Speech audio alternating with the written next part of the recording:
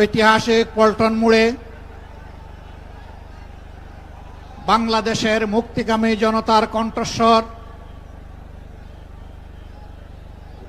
8টি বিশিষ্ট রাজনৈতিক দল আয়োজিত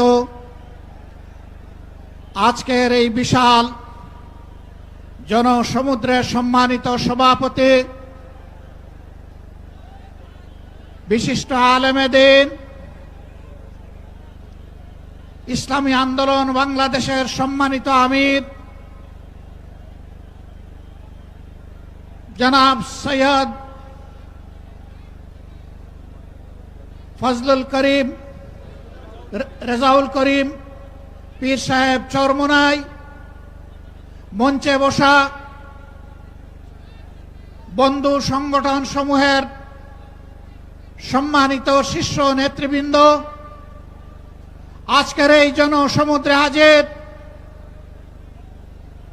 জুলাই বিপ্লবের সহযোদ্ধা সংগ্রামী সাথী এবং বন্ধুগণ,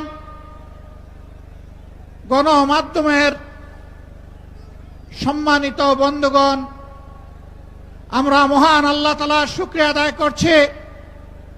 জুলাই বিপ্লবের মধ্য দিয়ে ফ্যাসিবাদের পতন হওয়ার কারণেই আজ পল্টন মোড়েও এই সমাবেশ অনুষ্ঠিত হতে পারছে।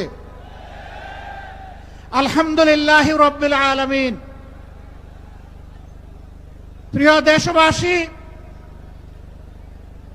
আসরের নামাজের সময় আসন্ন হয়, আমি খুব সংক্ষেপে দুই একটি কথা বলেই সভাপতি সাহেবকে আমরা তার বক্তব্য প্রদান করার জন্য আহ্বান জানাবো ইনশাআল্লাহ। আমাদের দাবি খুব বেশি নয়, অস্পষ্ট নয়, দাবি কম, খুবই সুস্পষ্ট। 1 নম্বর দাবি হচ্ছে জুলাই বিপ্লবকে স্বীকৃতি দিতে হবে। যারা জুলাই বিপ্লব মানবেন না তাদের জন্য 26 সালে কোনো নির্বাচন নাই।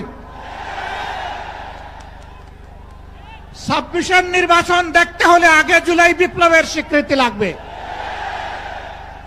আর জুলাই বিপ্লবের স্বীকৃতি দিতে হলে জুলাই সনদের আইনি ভিত্তি দিতেই হবে। এই আইনি ভিত্তি ছাড়া কোনো নির্বাচন অনুষ্ঠান হওয়ার কোনো সম্ভাবনা নেই।